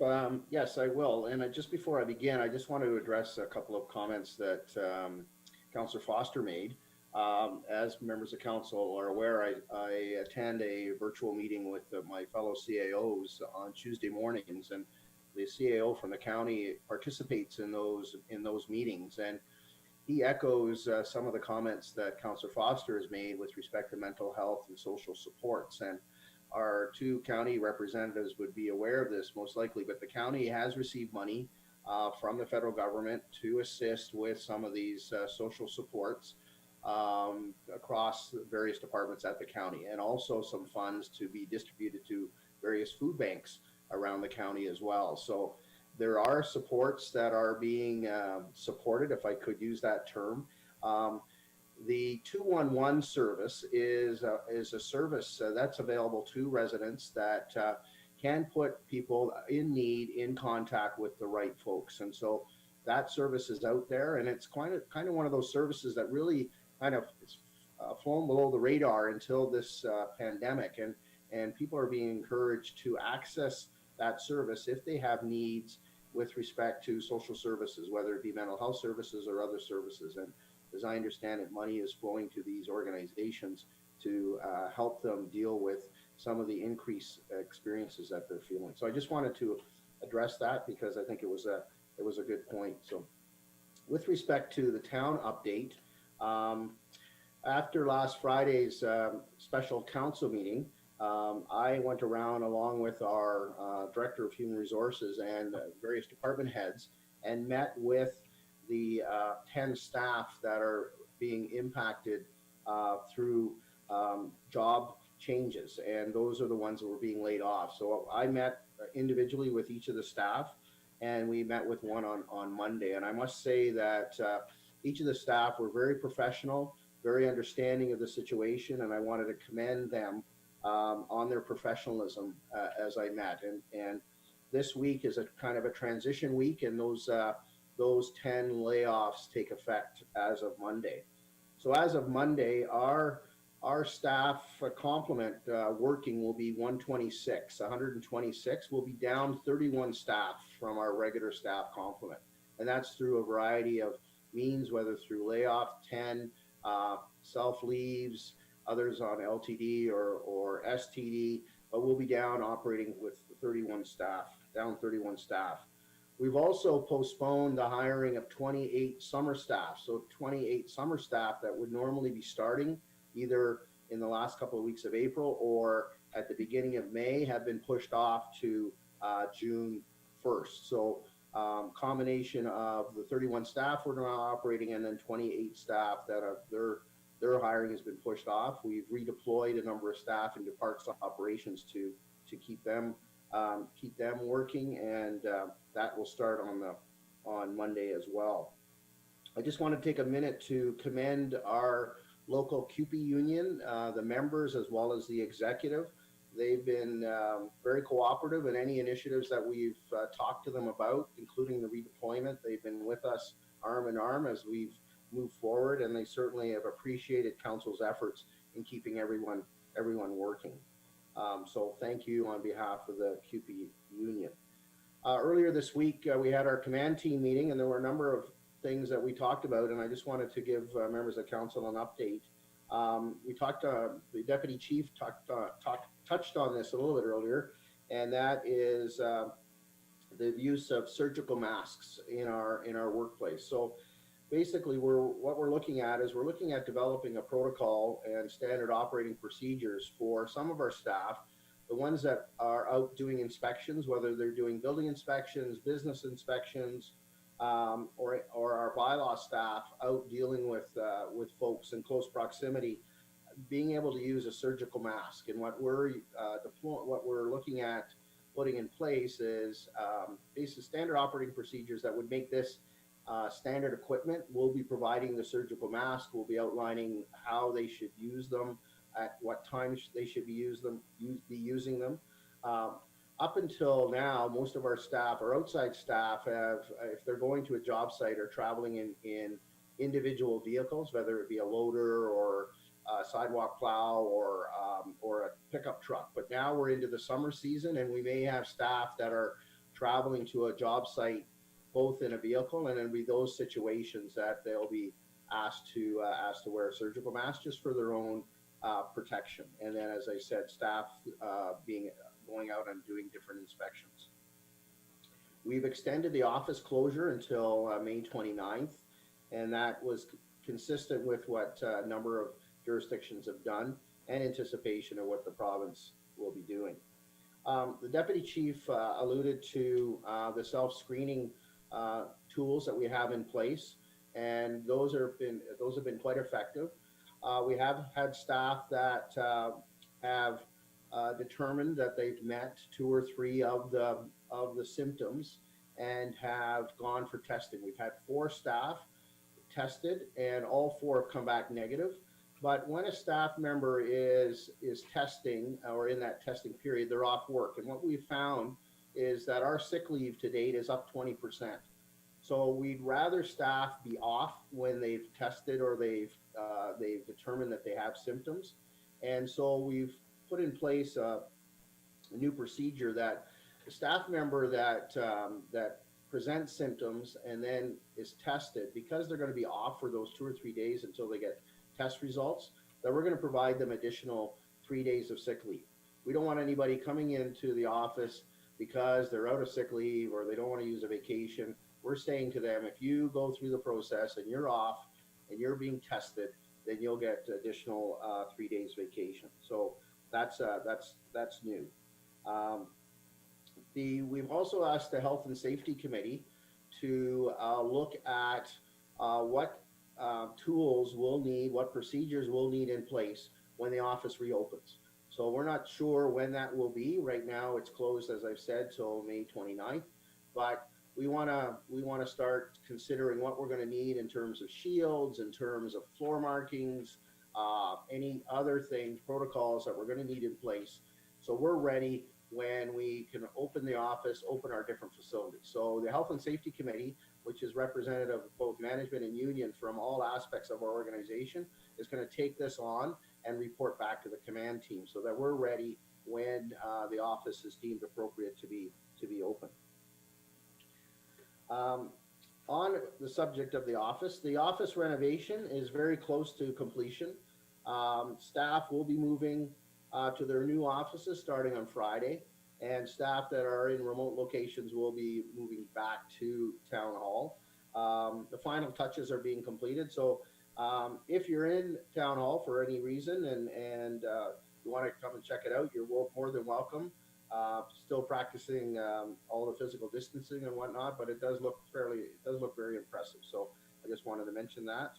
The second last thing I wanted to talk about was another thing that we discussed at our command team meeting was creating an economic or business recovery task force. So thinking forward when the economy starts to reopen, again, we want to be prepared and we want to be in a position to be able to help our businesses within our ability as a local government. On this task force is the mayor, myself, the economic development officer, and our special event coordinator, along with our communication officer. And what we're going to be doing is an assessment of the different sectors of our economy and what their needs might be. We're going to look at what government supports might be available from upper levels of government. We're going to be looking at a marketing and promotion strategy. And we're also going to be looking at the various rules that we have in place as a municipality, whether it be business licensing, zoning, et cetera, to try to ease those restrictions as businesses start to reopen and continue a business as normal. So again, this is part of getting ready for when the economy opens up, and we're looking forward to that. The Economic Development Officer is just putting final touches on a report that he's been working on, and that will be presented to council in a very short order. I anticipate it's going to be complete next week. The task force is going to be reviewing it, and then it'll be going out to the members of council. But I'll keep you posted on that as we move forward. The last thing I wanted to talk about was just with respect to Beach Area 1 enforcement by the OPP.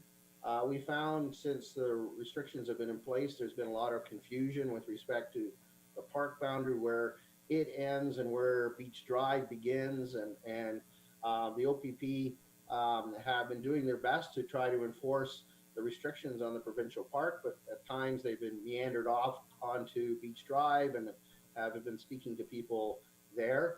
What we've done is we've prepared a map that we'll be distributing to the OPP very shortly with respect to a clear delineation of what is town property and what is provincial park property. We've also provided the link to the beach cam, and some of you may have gone on the beach cam recently. Have you noticed that the camera has been realigned, and we think the OPP can use this tool to help them as they do enforcement, because as you know, it's a very long beach, and they may be at Beach Area 5 and they get a complaint about something at Beach Area 1. If they have a smartphone, they can just call up the beach cam and they can have a quick look. So these are just tools to help the OPP with their enforcement of things at the provisions at the provincial park. So, Your Worship, that concludes my comments, and I'd be happy to take any questions members of council may have.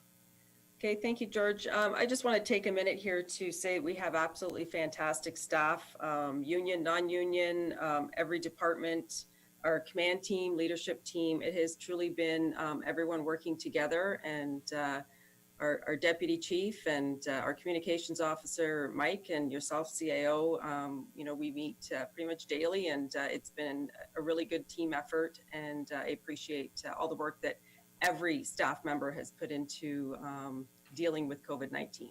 So I'll open it up if there's any questions of George. Councillor Kinney? Thank you, Worship. Not so much a question, but a comment. I echo your thought process about our staff and George's leadership. And one of the things George has mentioned was going forward and opening up, and hopefully that happens to everybody sooner than later. However, on a side note comment and observation, I've seen many businesses that are coping and still open, putting up different resources to keep both their clients and their staff safe. And I'm hoping that this kind of becomes some of the new norm, where we look towards how we can prevent communicable diseases, and we stick with it in the workplace and in stores, similar to tellers having the clear screens to help stop spread germs and that. I think that's a good move if we can keep that going, hand sanitizers, and just as we've said before, wash our hands.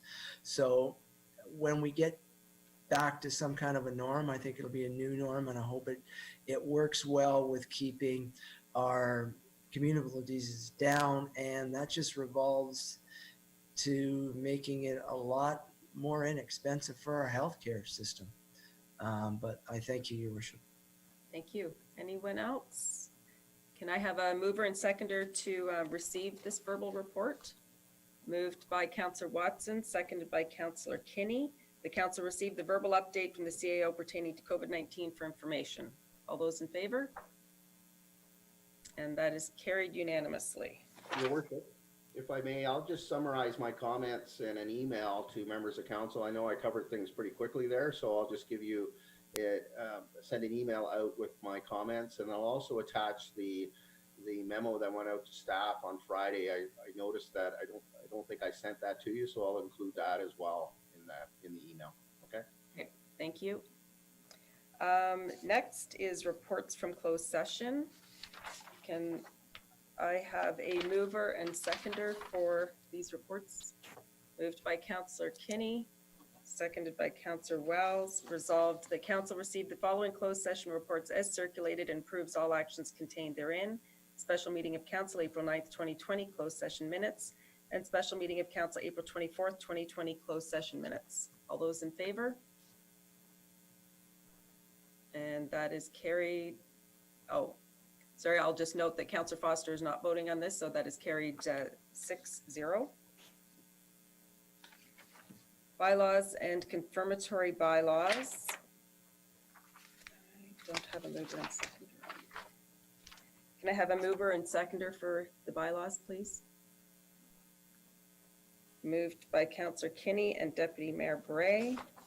Resolved that the following bylaws be received and be deemed to have been read a first, second, and third time passed and numbered as follows.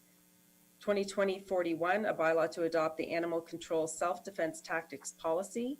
2020-42, a bylaw to amend the Town of Wasaga Beach Comprehensive Zoning Bylaw number 2003-60 as amended. Sidorov, 78 Leslie Street. 2020-43, a bylaw to amend Town of Wasaga Beach Comprehensive Zoning Bylaw number 2003-60 as amended. Burin, 86 Leslie Street.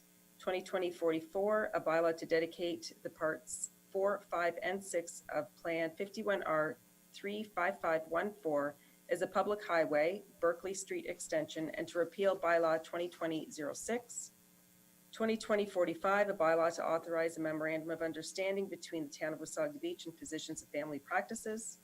2020-46, a bylaw to adopt amendment number 55 to the official plan for the Town of Wasaga Beach. 2020-47, a bylaw to amend the Town of Wasaga Beach Comprehensive Zoning Bylaw number 2003-60 as amended, Elm Developments Holding and Special Exceptions. 2020-48, a bylaw to amend the Town of Wasaga Beach Comprehensive Zoning Bylaw 2003-60 as amended, Rivers Edge Sunnidale Trails. And 2020-49, a bylaw to confirm the proceedings of the Council of the Corporation of the Town of Wasaga Beach at its special meeting held Thursday, April 30th, 2020. All those in favor? And that is carried unanimously. And with that, we are adjourned. Thank you, everyone. See you soon.